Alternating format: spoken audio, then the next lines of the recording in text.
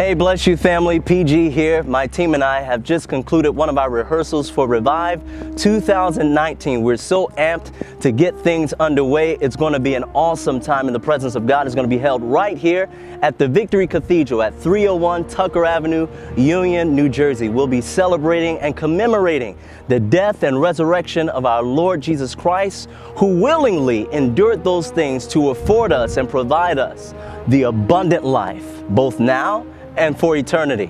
But if you're one to celebrate Resurrection Sunday once a year, well, you're kind of missing out, because we can both live and walk in resurrection power each and every day of our lives. Oftentimes when we think of resurrection power or revival, we perceive it in the sense of outreach, evangelism, societal transformation, but that's the horizontal characteristic of revival.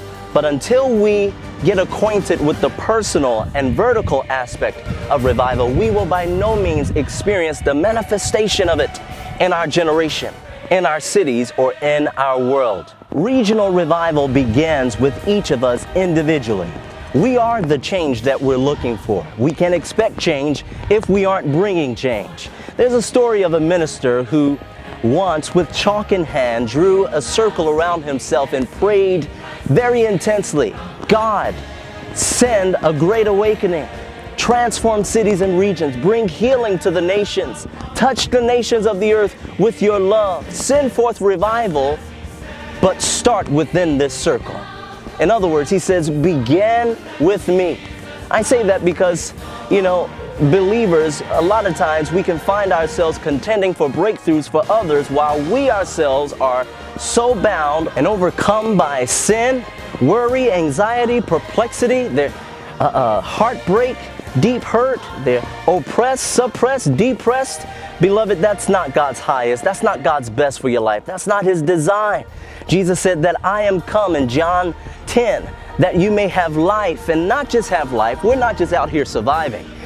He says, but that you may have life, and life more abundantly, a prosperous life, a life that flourishes.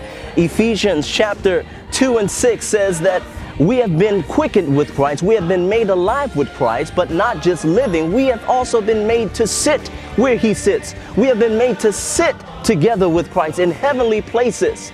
We've been called to reign in life, not just maintain, but to excel. To excel. I'm not saying all of this to cast judgment or to be disparaging.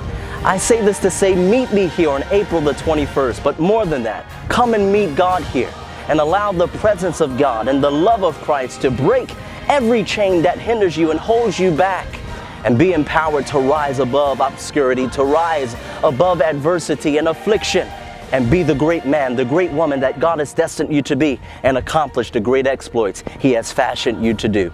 I'll see you there. Visit Eventbrite.com, search for Revive 2019. Hope to see you there. Bless you.